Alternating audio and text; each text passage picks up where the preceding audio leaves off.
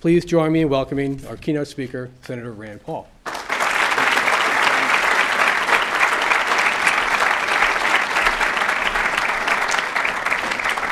Thank you. I want to thank Heritage for allowing me to speak today. When people have been asking me, where's Jim DeMint, I say, kind of jokingly, I say, he's gone to a better place.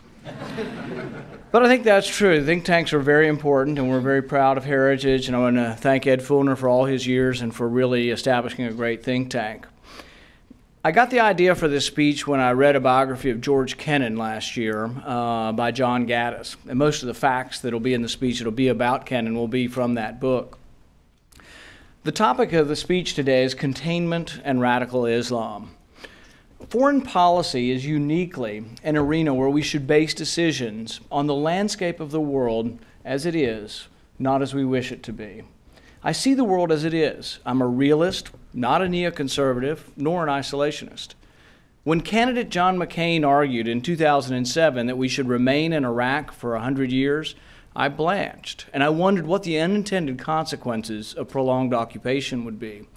But McCain's call for a 100-year occupation does capture some truth, that the West is in for a long, irregular confrontation, not with terrorism, which is simply a tactic, but with radical Islam. As many are quick to note, the war is not with Islam. The problem is that a radical element of Islam, the problem is that this radical Islam is no small minority, but a vibrant, often mainstream, vocal, and numerous minority. In Saudi Arabia, Pakistan, and even Afghanistan, where we presided over a constitution written by moderates, radical concepts such as the death penalty for blasphemy or apostasy are the law of the land. A survey in Britain after the subway bombing showed that 20% of the Muslim population in Britain approved of the violence. Now, some libertarians argue that Western occupation and intervention fans the flames of radical Islam. I agree. But I don't agree that absent Western occupation, that radical Islam goes quietly into that good night. I don't agree with FDR's Vice President Henry Wallace that the Soviets, or radical Islam in today's case, can be discouraged by the glad hand and the winning smile. Americans need to understand that Islam has a long and perseverant memory.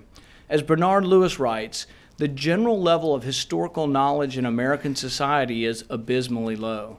The Muslim peoples, like everyone else in the world, are shaped by their history, but unlike some others, they are keenly aware of it.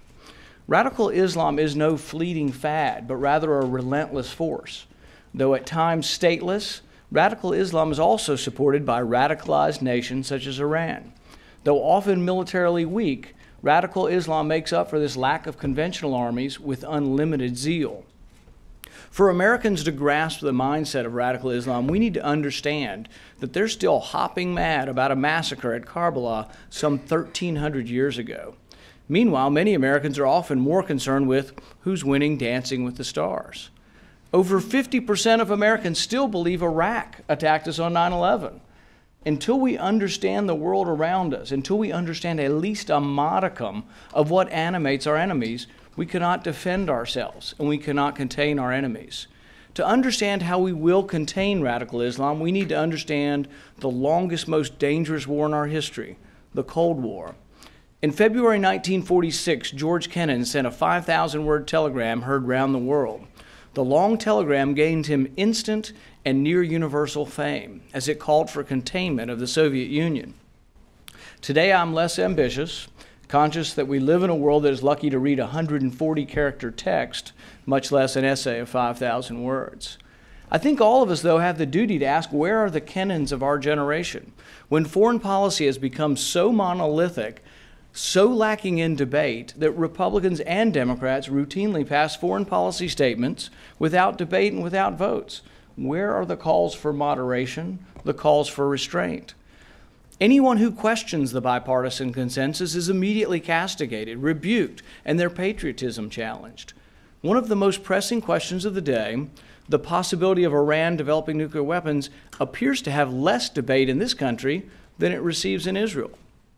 In Israel, the current head of the Mossad, Tamir Pardo, states that we need to quit discussing Iran and nuclear weapons as an existential threat to Israel, as that confines us as to only one possible cataclysmic response. The former head of the Mossad, Meir Dagan, a war hero, also cautions of the unintended consequences of preemptive bombing of Iran, both the possibility that the strikes are ineffective and that Israel suffers a significant conventional missile response from Iran. Dagan said he did not advocate a preemptive strike against Iran's nuclear program anytime soon. Yuval Diskin, the former chief of Shin Bet, Israel's domestic security service, recently said that an attack against Iran might cause it to speed up its nuclear weapons. Iran's army's chief of staff suggested in an interview with the Israeli paper Haaretz that the Iranian nuclear threat was not quite as imminent as some have portrayed it. On the other side of the coin, Prime Minister Netanyahu does warn that Iran is on the verge of obtaining nuclear weapons. There is a real debate in Israel over what to do.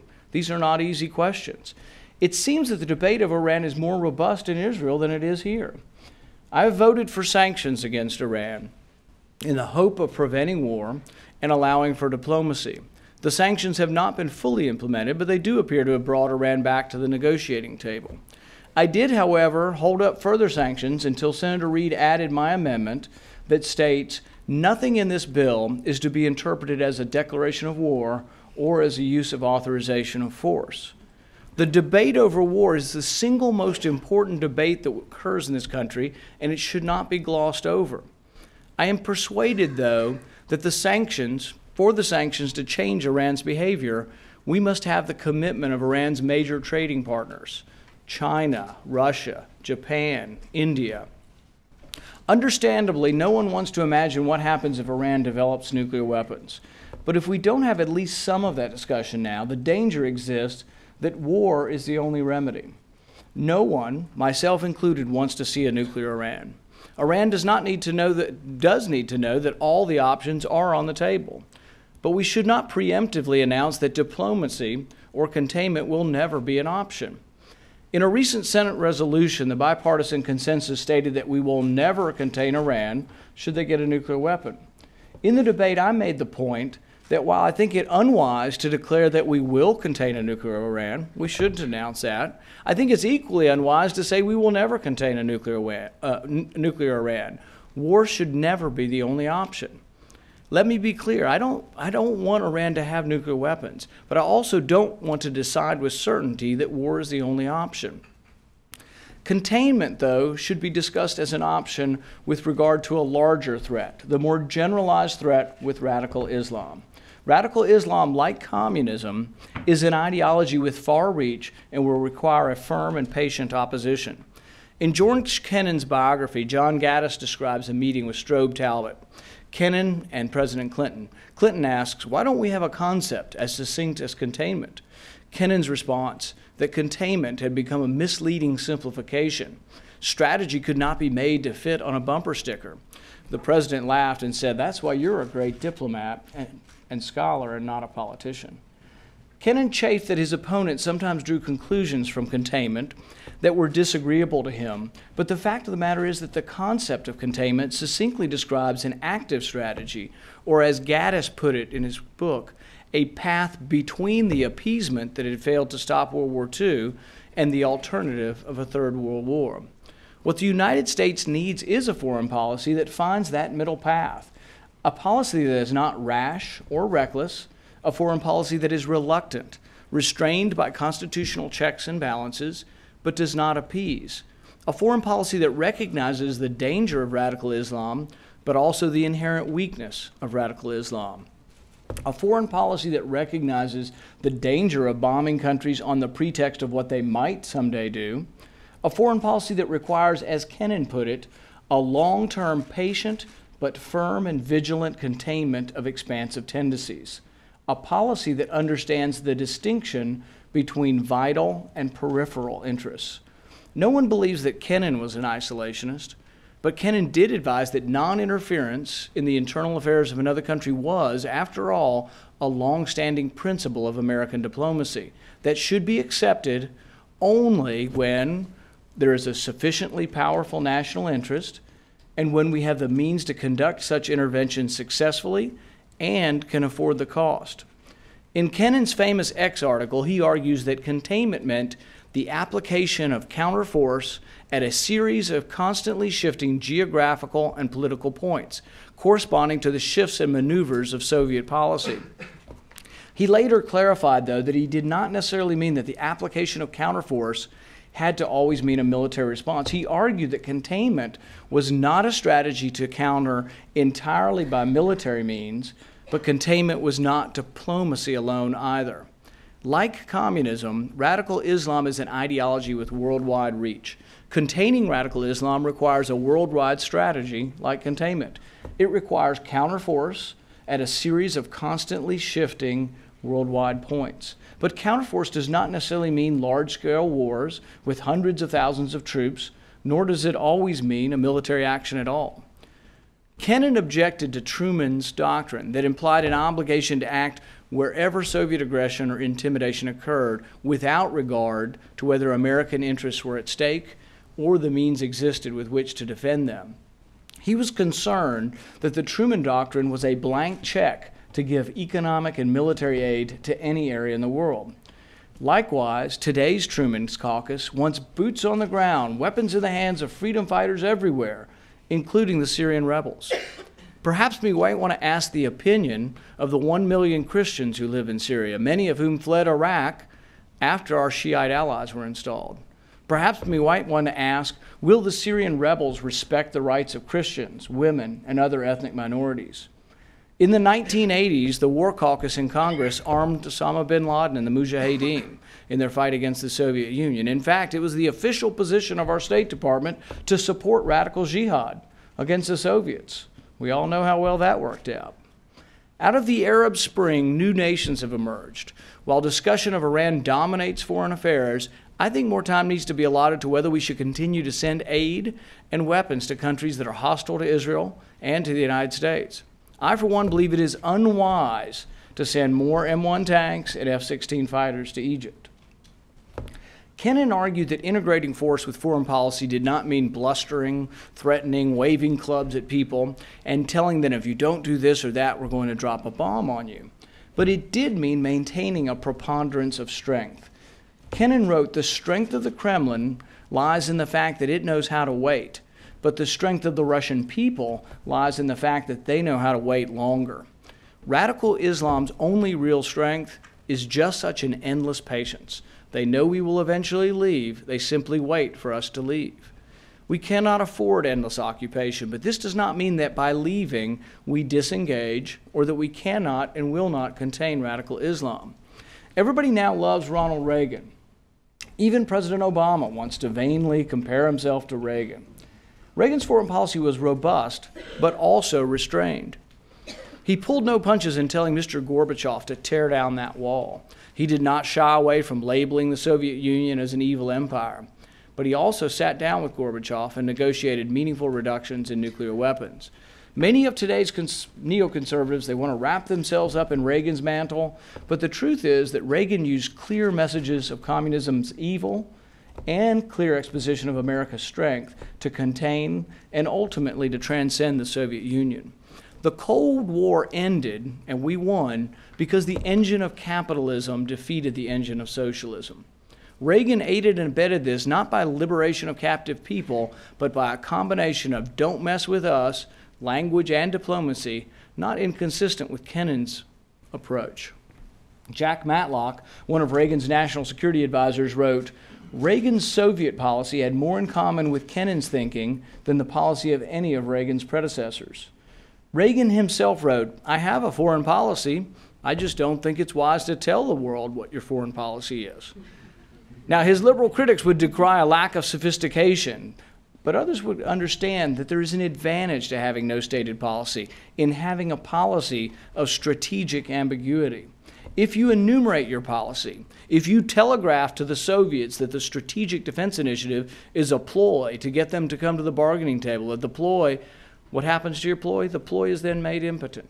Strategic ambiguity is still of value. The world knows we possess a virtually unparalleled nuclear and conventional arsenal.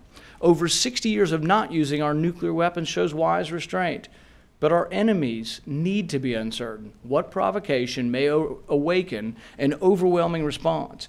It is an uncertainty that still helps to keep the peace.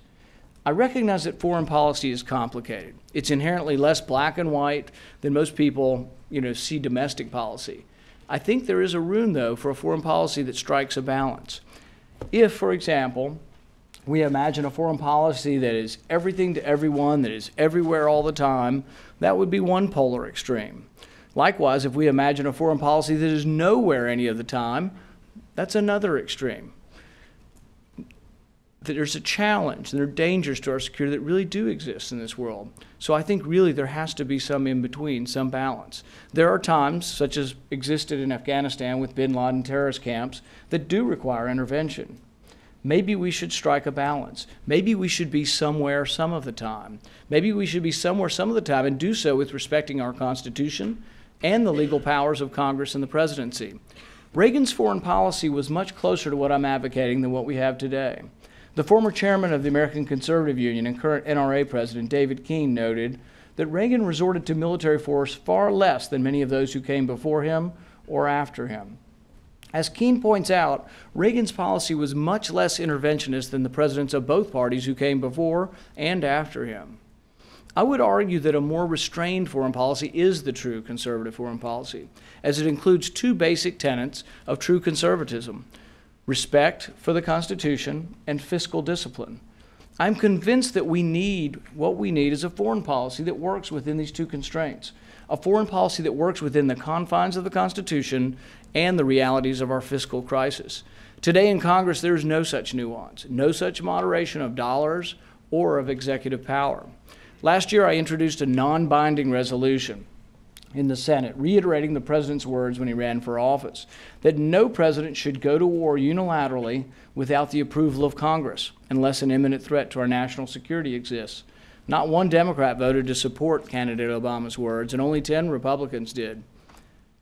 Some well-meaning senators came up to me afterwards and said, well, Congress has the power of the purse strings and can simply cut off funds.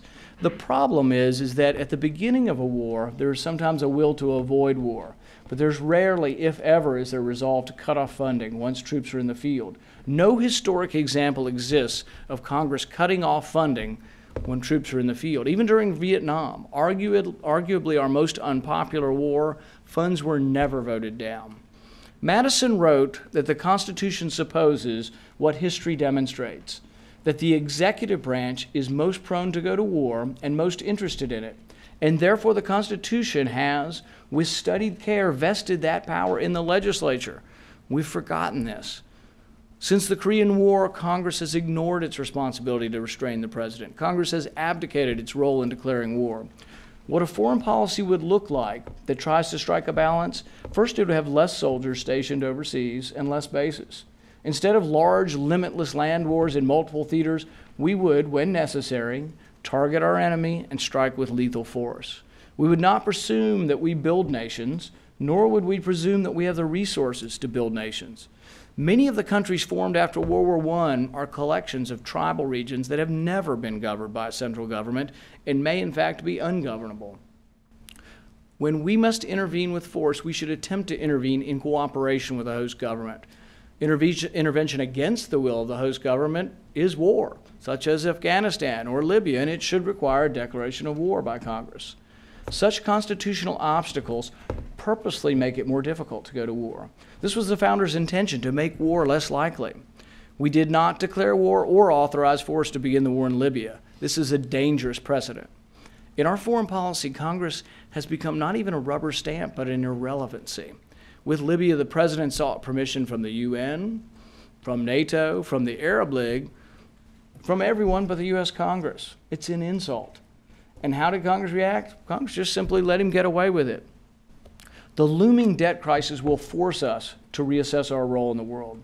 Admiral Mullen calls the debt the greatest threat to our national security. Former Defense Secretary Robert Gates noted, at some point, fiscal insolvency at home translates into strategic insolvency abroad. Gates added that addressing our financial crisis will require both re-examining missions and capabilities, and perhaps most importantly, will entail going places that have been avoided by politicians in the past. It's time for all Americans, and especially conservatives, to become as critical and reflective when examining foreign policy as we are when examining domestic policy. Should our military be defending this nation or constantly building other nations? What constitutes our actual national defense? And what parts of our foreign policy are more like an irrational offense? It's the soldier's job to do his duty, but it's the citizen's job to question their government, particularly when it comes to putting soldiers in harm's way. And of course, the questions that are forced to ask today is, can we afford this? I hope such questions begin to be asked and we see some sort of return to a constitutional foreign policy. I hope this occurs before the debt crisis occurs and not amidst a crisis. To that end, I will fight to have a voice for those who wish to see a saner, more balanced approach to foreign policy. Thank you very much.